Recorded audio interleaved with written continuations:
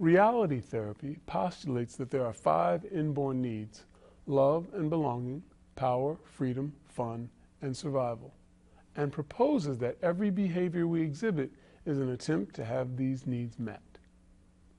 However, reality theory also suggests that we sometimes develop dysfunctional behaviors to meet our needs, and those behaviors become the basis for how we perceive reality. Reality therapy states that we continue to exhibit these behaviors in order to obtain what clients would consider to be their quality world. Throughout the counseling process, reality therapists believe that clients can be shown how they create their reality through the behaviors they choose, thus the term choice theory. For instance, a CEO who has spent much of his or her life striving for power at work may become depressed because he or she has developed a repertoire of behaviors to meet the need for power, but has neglected his or her need for love and belonging. Reality therapists often use the WDEP model to describe the counseling process. W represents asking the client what he or she wants in an effort to create a quality world or success identity. D stands for doing and is the point where the counselor asks the client what choices and behaviors he or she is currently making to obtain a quality world. E stands for helping the client evaluate what he or she has been doing to meet his or her needs and to identify new behaviors that would be more effective in obtaining a quality life or success identity. P stands for developing a plan for change. The therapeutic process involves creating a trusting environment, working collaboratively with the client as equal partners, and being committed to the client as they explore the change process. In the following role play, we will see Dr. Celinda Gilchrist work with Todd, a 42-year-old male who has been struggling with mild depression related to work and life transitions. Hi, Todd. What brings you here today? Well, I've been feeling pretty stressed lately, maybe a little down. I've just noticed I'm pretty much not the same as I used to be. I just feel a little overwhelmed at times. I'm not really motivated, and that's pretty much it. I retired probably about 2 years ago, and I just don't have the same kind of level of go that I did before. So you're feeling kind of down because you retired? I don't think it's so much because I'm retired. I don't know. I think I don't feel motivated. It might be because I'm not as focused as I was in the military. I always had something to do. I knew where I stood. I had responsibility. People depended on me, and those things have changed. That might have something to do with it. I don't know. Okay, so you're feeling a little down because you retired recently from the military, and you had more responsibilities, and your life has kind of transitioned or changed. Yeah, that's pretty much it. I mean, it might also be because I'm real focused on being a single parent right now in school, and I notice that if I'm not doing that, I'm really not doing anything else. But when I was in the military, I had friends, and I had a big support group, and I always had something going on, and it's just not that way anymore. So it sounds like since you've retired, you lost a lot of your friends, and that support system that you had while you were in the military is now gone. Yes, ma'am. I would think that would have a lot to do with it. I'm pretty much a cave dweller now. I don't much get out or anything like that. So, I don't have the. I had a good support group when I was in the military because, I was always working, but since I got out, they're all transient, so, I really don't talk to or see anybody that I used to work with, so it's just pretty much me and my 11-year-old. Okay, so what would make you happy or feel connected again? I don't know, I guess getting out and getting involved with other people, talking to them maybe, I just really don't know how to do that. I'm not sure how to just go out. I know when my son was playing soccer, I didn't feel as bad as I do now. And I guess because I was, talking to the adults on the sidelines while he was out there playing, and I had a pretty good group of friends then, but he hasn't played the last 2 seasons and sort of drifted apart with, me doing school and stuff like that. So it sounds like you felt better when you were involved in activities around adults or activities that involved your son that allowed you to communicate with other adults. Yeah, I mean, that was a benefit of going to the side. I mean, it doesn't really have to be with my son. I mean, that is always great, but I mean, just the adult interaction would be, probably better than nothing. I'm not really talking to anybody. So it sounds like that what you would like to have is more interactions with adults and develop more support mechanisms or support from other adults that you had when you were in the military. Yeah, that sounds like that would benefit me.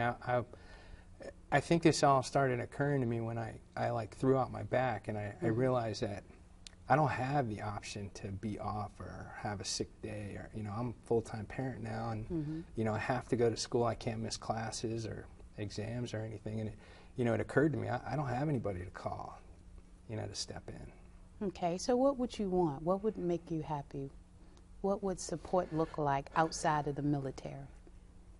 And probably just some kind of camaraderie, but I'm real apprehensive about being obligated. I don't want to be in a position, I think that's what holds me back. I don't want to be in a position that I have to do anything. I want to be able to, cancel out if I'm going to meet people on a Thursday night if something comes up, because I end up feeling really guilty if I don't, meet my obligations. And I just don't want to be, I don't want to be pulled into anything. In the military, I had to do what everybody else said, and I guess maybe I'm shying away from that. So I guess I want the best of both worlds, be in a group but not be stuck with it all the time. So you want some interaction or interaction with adults, but you don't want a required obligation. Right, because for a time there I was getting involved with the church, and they were calling like twice a week, and I was like, it would stress me out because I felt obligated, and I don't want to take any time away from school or my son.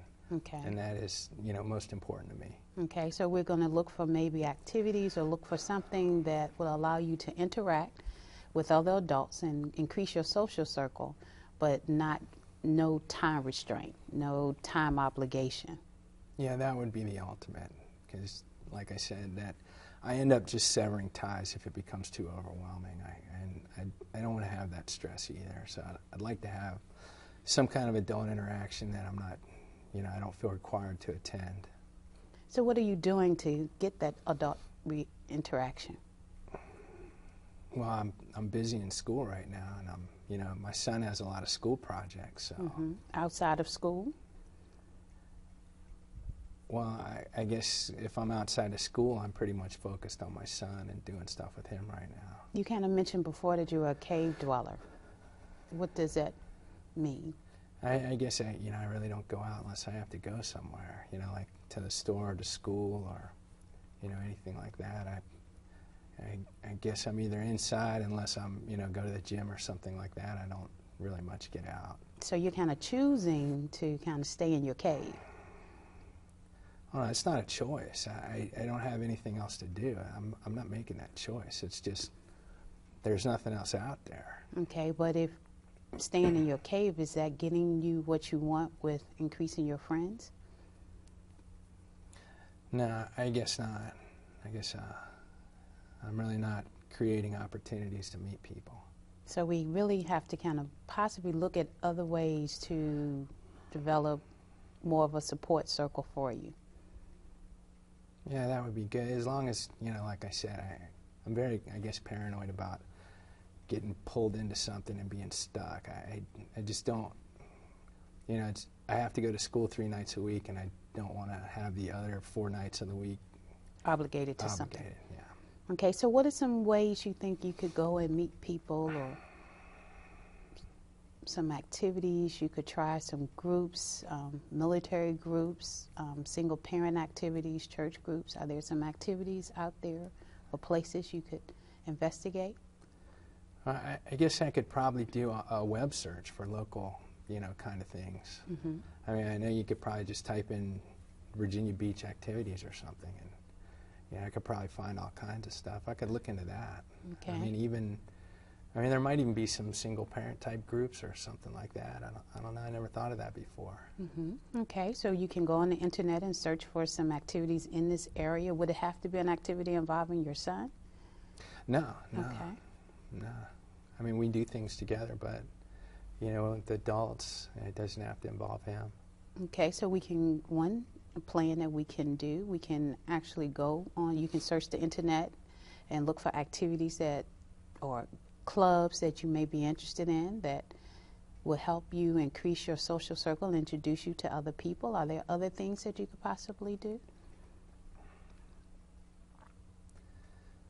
Well, there's a recreation center down the street that my son and I used to go to in the summer, and I remember there's all kinds of flyers and pamphlets and all kinds of stuff there with activities. Yeah, and I never thought of that before. I've seen them. I mean, they're everywhere, and there's a lot of interesting activities I didn't even consider before, and that might be an avenue to take.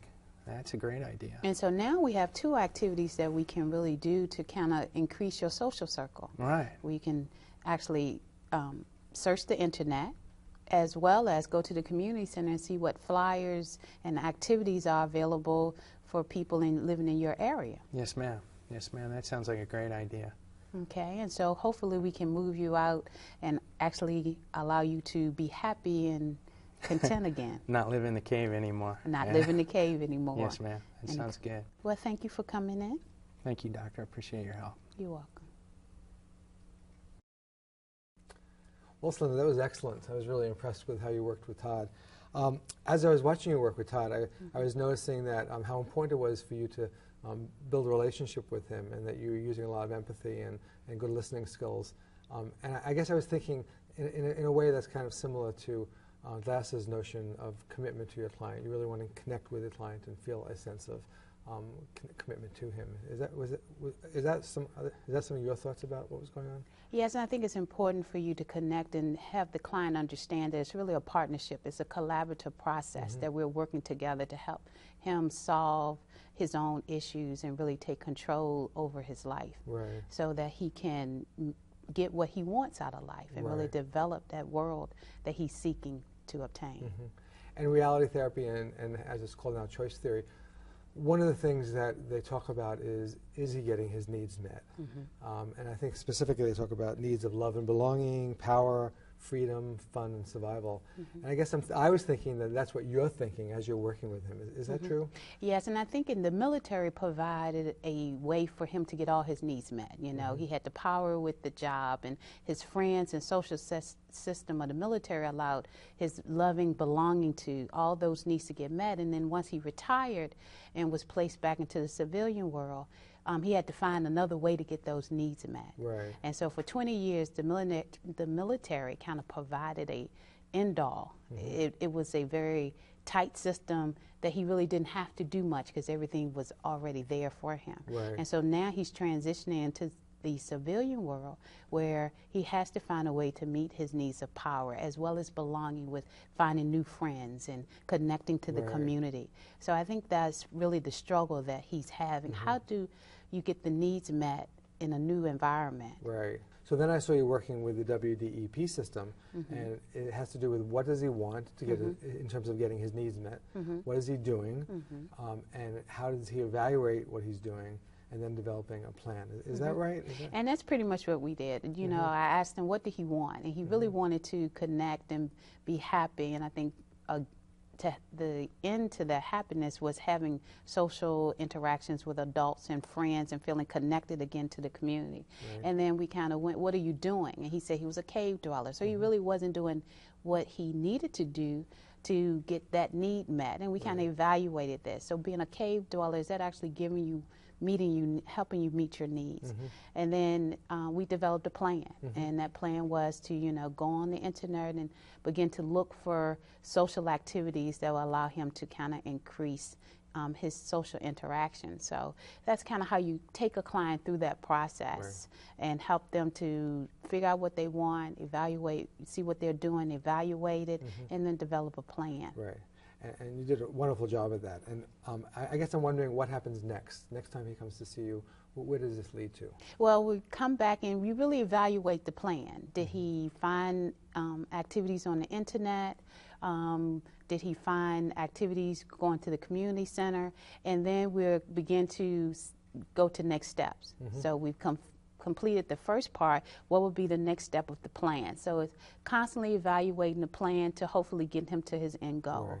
So once we have activities selected, then the next step may be participating in some of those activities.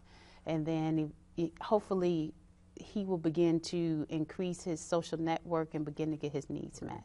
What would happen if he came back the next time and didn't follow through on some of the suggestions that were made? And then you have to evaluate your behavior again. Why didn't you? Right. Okay, so do you really want to increase your social circle?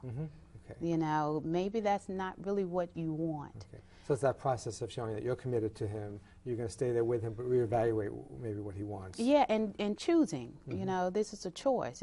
Are you really committed to the change? Do you're choosing, you have the ability to choose your behavior. Right. So by not following the plan, are you choosing to stay isolated? And that's a choice. So, really deciding, you choose and determine your destiny. I see. So really helping him see that he's making those choices. Right. And he's in charge and in control of his own behavior. Okay. Well, it was excellent work. Thank you so much. Thank you.